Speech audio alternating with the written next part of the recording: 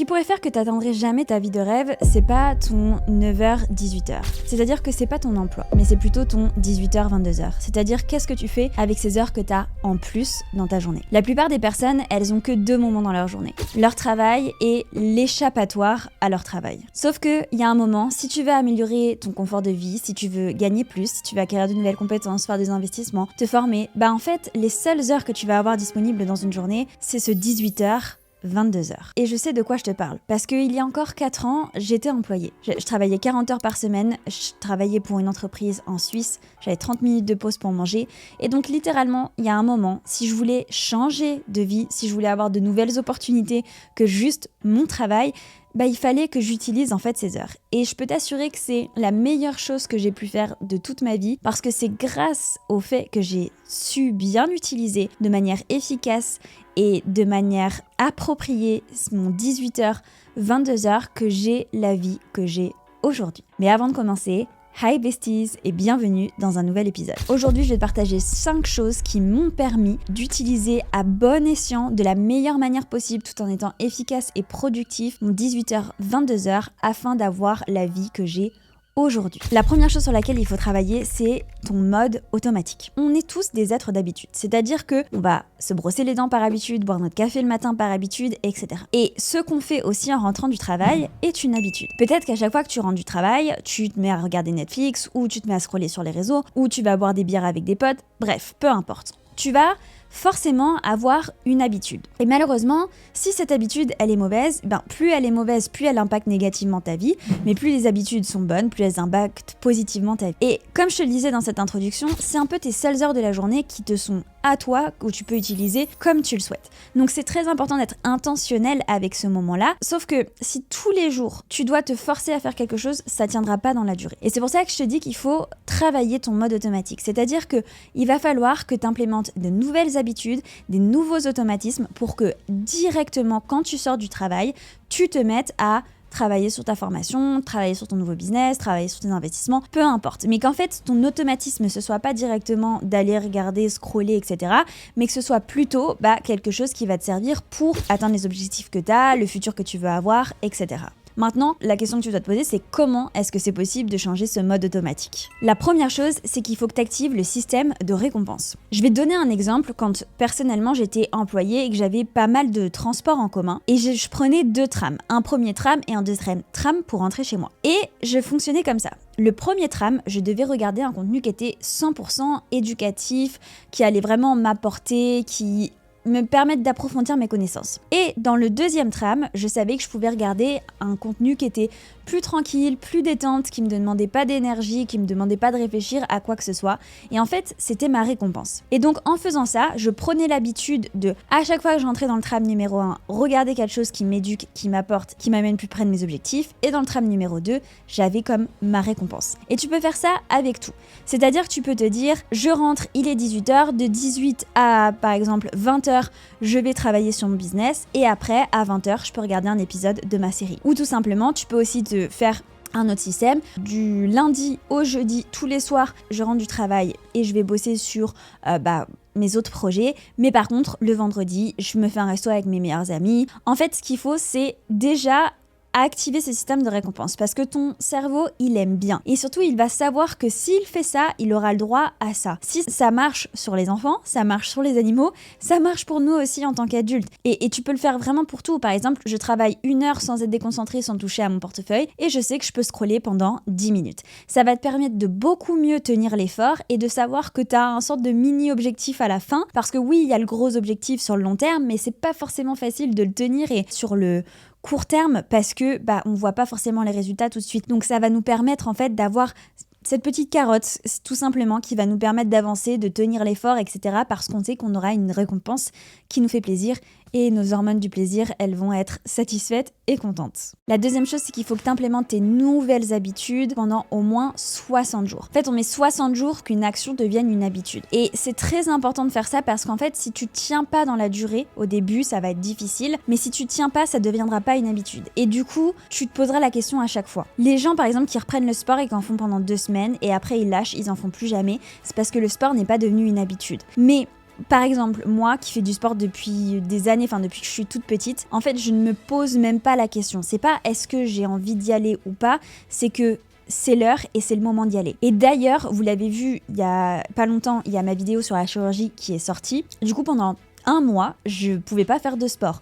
Donc je n'allais pas au sport. J'allais faire mes massages drainants là, mais j'allais pas faire au sport. Et bien j'ai vu que les 2 premières semaines, facilement, je pouvais trouver une excuse pour pas y aller. Où je me disais, bah j'ai trop de travail, je vais avancer un peu plus sur ça. Bon, c'est pas grave si je loupe aujourd'hui, etc. Parce que j'avais perdu l'habitude. Alors que, enfin, littéralement, depuis que j'ai 6 ans et j'ai 28 ans aujourd'hui, je fais du sport au minimum 5 fois par semaine. C'est vous dire combien on peut en perdre une habitude et du coup se mettre dans des mauvaises habitudes et combien prendre des bonnes habitudes, en fait ça devient un automatisme et tu te facilites littéralement la vie parce que plus tu as des bonnes habitudes, plus ça a un bon impact sur ta vie et quand c'est une habitude, tu te poses même pas la question, tu le fais, c'est un automatisme et du coup ce n'est plus un effort pour ton corps ou pour ton cerveau. Donc c'est très important de tenir 60 jours pour que ça devienne une habitude dans ton cerveau, un automatisme, comme se brosser les dents, comme boire ton café le matin, etc. Et la troisième chose que tu dois faire pour changer ton mode automatique, c'est d'implémenter un changement à la fois. Et vraiment, je sais qu'il y a plein de gens qui vont se dire, parfois c'est la rentrée, ouais, je me mets telle morning routine, je mange que des salades à midi, je me mets à faire du sport 5 fois par semaine. Si tu faisais rien de tout ça avant, ça va être un truc énorme en fait pour toi et tu vas pas réussir à tenir dans le temps. Que si à l'inverse, tu implémentes une première chose, par exemple, au lieu d'aller manger dehors, je rapporte ma salade tous les midis au taf. Je fais ça pendant un mois. Une fois que ça commence à être une habitude, puisque c'est 60 jours, tu peux te dire, bon maintenant, je vais faire du sport, allez, on va dire 3 fois par semaine, etc. Mais implémente les choses petit à petit. Juste pour te donner un exemple, actuellement, je filme tous les jours parce que j'ai un nouveau concept de vidéo sur Insta que j'adore faire, mais ça prend du temps et je dois vraiment filmer tous les jours. Je peux pas faire une journée de tournage, ça perdrait tout son sens, toute sa magie et je pense que le contenu aurait moins de sens aussi. Il y a encore un an, je t'assure que je n'imaginais même pas que c'était possible pour moi de filmer tous les jours. Ça a pris du temps. Je suis passée par la phase où je filmais juste mes journées, donc vite fait, et je faisais des sortes de petits vlogs. Une fois que j'ai fait ça pendant plus de 6 mois, c'est là où j'ai envisagé de me filmer plus avec une vraie caméra en mode séance de tournage tous les jours. Et c'est là où j'ai un peu passé cette barrière que j'ai implémentée. Et maintenant, ça fait plus d'1 mois que je le fais et c'est devenu une habitude. Mais en fait, il faut faire les choses petit à petit. Si je m'étais dit, Rachel, il faut que tu saches travailler le soir, que tu filmes tous les jours, que tu gères 12 employés, qu'en même temps tu ailles au sport, que en même temps tu aies une morning routine, que tu manges sain tous les midis. J'aurais pas réussi à tout implémenter en même temps, c'est parce que j'ai fait les choses petit à petit. La deuxième habitude, c'est d'utiliser les réseaux sociaux. Je sais que plein de personnes disent il faut arrêter les réseaux sociaux, arrêter de scroller, c'est pas bien, etc. À l'inverse, je pense que ça peut être un outil énorme pour te développer, pour te cultiver, pour apprendre de nouvelles choses, pour saisir de nouvelles opportunités, en découvrir, etc. Maintenant, il y a un vrai contenu qui est créé sur les réseaux sociaux qui peut être absolument génial. Mais par contre, il faut hacker ton algorithme. C'est hyper important de pas juste se laisser aller et se laisser attirer parce qu'on l'est tous par du contenu vide d'informations ou de sens, mais de vraiment faire en sorte d'hacker ton algorithme pour qu'il te partage les meilleures choses possibles. Et personnellement, je fais 3 choses pour pouvoir hacker mon algorithme et qui me propose du contenu de qualité, qui m'informe, qui m'éduque et qui me permettent d'atteindre mes objectifs. La première chose, c'est que je vais regarder la vidéo en entier. Dès que mon algorithme il va me proposer un contenu qui va être éducatif, intéressant, dans les informations qui m'intéressent ou encore dans un sujet ou un domaine que je veux développer, il y a des moments, j'ai envie de scroller un peu. Il est 23h. Et là, je tombe sur une vidéo. Quels sont les 5 derniers chiffres économiques américains qui vont sortir cette semaine ? Je suis comme tout le monde. À 23h, j'ai pas trop envie qu'on m'en parle. Mais je vais quand même regarder la vidéo de manière intentionnelle pour que mon algorithme sache que c'est du contenu qui me plaît. La deuxième chose que tu peux faire, c'est faire aussi des recherches sur par exemple TikTok, de sujets qui t'intéressent, de regarder la vidéo, de mettre un petit like et pareil ça va dire à ton algorithme que ça te plaît. Et tu vas voir d'une manière immédiate, c'est ce qu'il va te proposer automatiquement dans ton feed. La troisième chose que tu peux faire, c'est d'unfollow les personnes qui ne t'intéressent pas, les personnes qui ont un mood négatif, les personnes qui ne t'apportent pas, etc. Et si jamais, par exemple, c'est des personnes que tu connais de près ou de loin, ou tu penses qu'ils seraient vexés, etc., tu les mets en sourdine. Je vais être honnête avec vous, il y a énormément de personnes que j'ai pu rencontrer, certes très sympas dans la vraie vie, il n'y a aucun souci, mais leur contenu, ne m'apporte rien, ou alors ne m'inspire pas, ou alors peut-être me met mal à l'aise ou quoi que ce soit.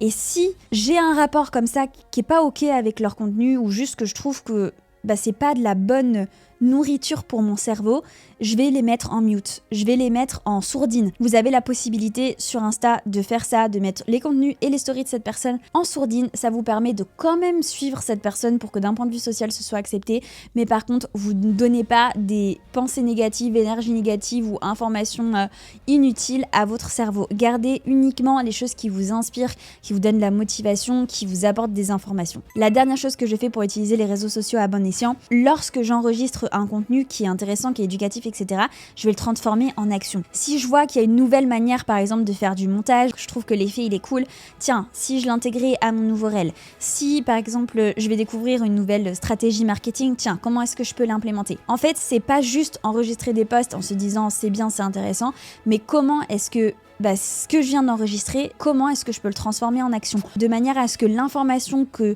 j'y viens d'avoir sur les réseaux, qui est parmi 10 000 infos, soit réellement intégrée et que je puisse l'utiliser. La chose suivante, c'est qu'il n'y a pas de balance vie pro, vie perso. Et je pense qu'elle va faire un peu parler dans les commentaires, mais discutons-en. C'est un concept avec lequel on est très préoccupé, et notamment en France, en mode il faut à tout prix que tu aies tant d'heures de travail et que tant d'heures de repos, sinon tu seras mal.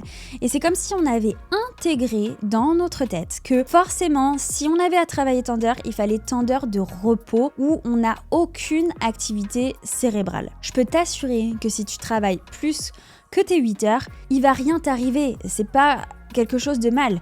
Mais bien sûr, il y a d'autres facteurs qui peuvent être mauvais. Par exemple, si tu es 8 heures avec un boss qui est horrible, évidemment que si tu te retrouves à faire 14 heures avec ce boss horrible, eh bien ce sera extrêmement difficile pour toi psychologiquement. Mais c'est pas forcément le travail que tu as à faire, mais c'est plutôt l'environnement, les personnes, la pression qu'on te met, etc. Et ce qui est chouette avec le 18-22 heures, c'est que c'est toi ton propre patron. C'est toi qui te mets tes deadlines, c'est toi qui avances à ton rythme, c'est toi qui te crée ton rythme. Donc c'est pas forcément le moment de se dire « Ah oui, il faut absolument que je me repose sinon je serai mal ». Non, tu peux continuer à travailler, mais juste, ce sera un travail différent. Et ce qu'il faut savoir, c'est que quand on fait ce qu'on aime, des choses qui nous passionnent, avec un vrai objectif, avec des vrais résultats aussi que l'on peut toucher, etc. Parce que c'est différent de quand on travaille pour un patron, on voit pas forcément les résultats. Là, quand tu vois les résultats, tu vois que ça avance, etc. C'est pas du tout la même sensation. C'est pas du tout la même énergie aussi que tu vas utiliser, qui va se dégager. Personnellement, j'ai pas de balance vie pro, vie perso. Hier encore, j'étais en call toute la soirée avec mes employés, à discuter avec eux, et c'est des personnes passionnantes et j'adore ça. Et je passe un moment absolument génial. Et de manière générale, je trouve que si on veut avoir un vrai changement dans notre vie, on va être obligé de passer par une saison. On va avoir peu de vie sociale, on va faire peu de sorties, etc.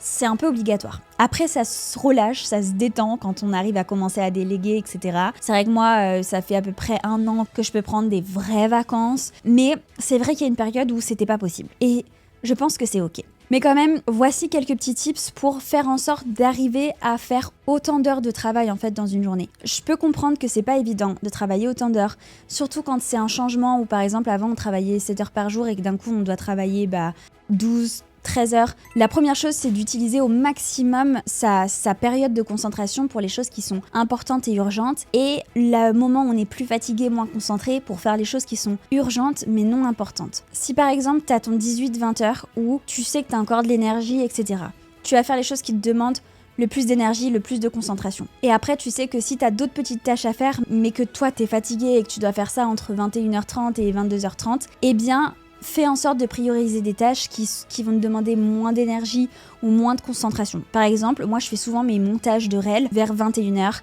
Je sais que c'est des choses qui sont urgentes, mais qui sont moins importantes, qui vont me demander moins d'énergie, de concentration, parce qu'en soi c'est des petites choses de montage que je dois faire par-ci par-là, que je dois rajouter, parce que mes monteurs font une partie pour ces réels-là.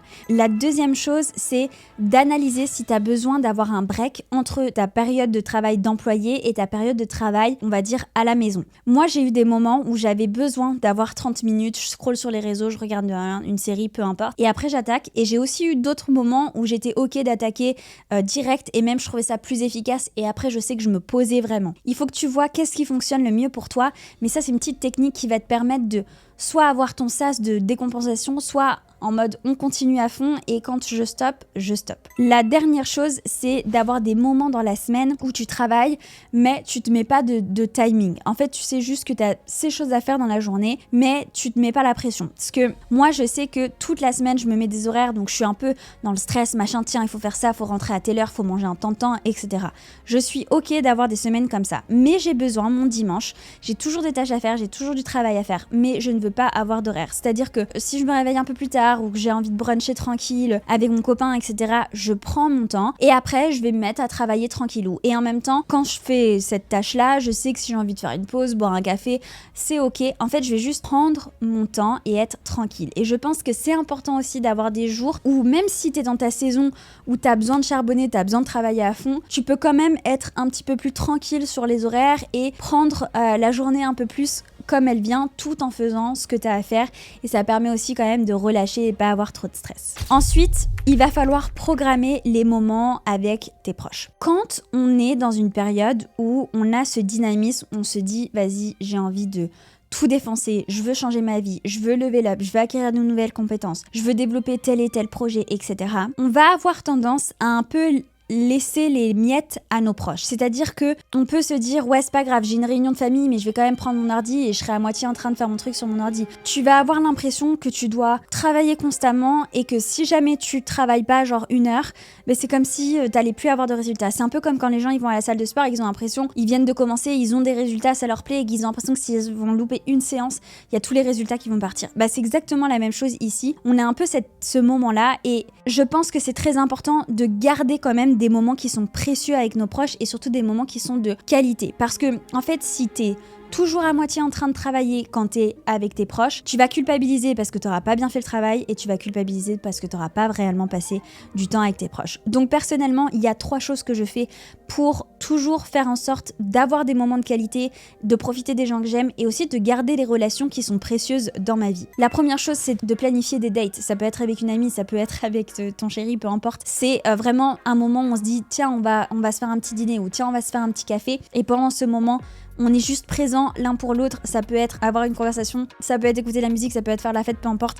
Mais c'est être à fond dans ce moment. Ensuite, numéro 2, faire en sorte de planifier des activités où en fait tu vas pas pouvoir être en train de travailler. Ça peut être aller faire une balade, aller faire un cours de sport, faire en sorte d'avoir une activité, d'avoir le corps, les mains prises pour pouvoir vraiment lâcher. Et la dernière recommandation, c'est d'avoir vraiment des moments de oui et des moments de non dans l'année. C'est-à-dire qu'il va y avoir des périodes où, moi personnellement, je vais avoir une sortie ou un café ou un resto par semaine, pas plus. Et il va y avoir des périodes dans l'année où, par exemple, dans quelques semaines, je vais partir 3 semaines en Afrique du Sud avec ma meilleure amie et du coup, là, je sais que pratiquement tous les jours à partir de 17h, c'est sûr que ce sera juste pour profiter avec elle et je suis ok parce que ce sera un moment de oui et parce que c'est une des personnes les plus importantes de ma vie et donc il y a un moment, si on sait pas aussi prioriser et prendre ces moments-là, la vie, elle a pas de sens en fait. Et le dernier conseil et le plus important, c'est d'apprendre à t'écouter tout en étant objectif avec toi-même. Je sais qu'on est dans une ère de il faut s'écouter, il faut écouter son corps, etc. Ok, c'est bien de s'écouter. Sauf que de manière générale, nous, on aime être dans notre zone de confort, on aime être en sécurité. L'humain, il a pas envie de se pousser. Sauf que si on veut des résultats extraordinaires, il faut faire des choses extraordinaires. Si on veut les résultats que 99% des gens n'ont pas, il faut faire ce que 99% des gens ne veulent pas faire. Et donc c'est notamment travailler de 18h à 22h après son taf, c'est notamment se former, acheter des formations, se poser des questions, se remettre en question, persévérer même quand on n'a pas de résultats. Enfin bref, c'est faire en fait ce que la plupart des gens n'ont pas envie de faire et donc forcément on va avoir la flemme à des moments, forcément on va pas avoir envie. Mais le fait de pas avoir envie, ça veut pas forcément dire qu'il faut pas faire. Le fait d'avoir peur, ça veut pas dire qu'il faut pas faire. Et donc c'est là que c'est important d'être honnête avec soi-même, de savoir s'écouter, mais de réellement s'écouter. Est-ce que là, je suis en train de trouver une excuse pour ne pas aller à la salle de sport parce que j'ai la flemme ou parce que mon corps est réellement fatigué? Et attention, Ici, je dis pas que si on n'est pas bien, on est malade, etc., qu'il faut mettre ça de côté. Bien sûr que non. Si vous avez une fatigue chronique, et notamment si vous êtes dans votre vingtaine, mais allez voir un médecin. C'est qu'il y a un réel problème. Si tous les jours, il y avait une personne comme ça, que je connaissais tous les jours dans sa vingtaine, elle me disait « ouais, je suis fatiguée », et je lui disais à cette personne « vraiment, je pense qu'il faut que tu ailles voir un médecin. » Parce que c'est pas normal, en fait, d'être fatigué tous les jours. C'est absolument pas normal. Si tu dors à peu près 7h30, 8h par jour, il y a un vrai problème.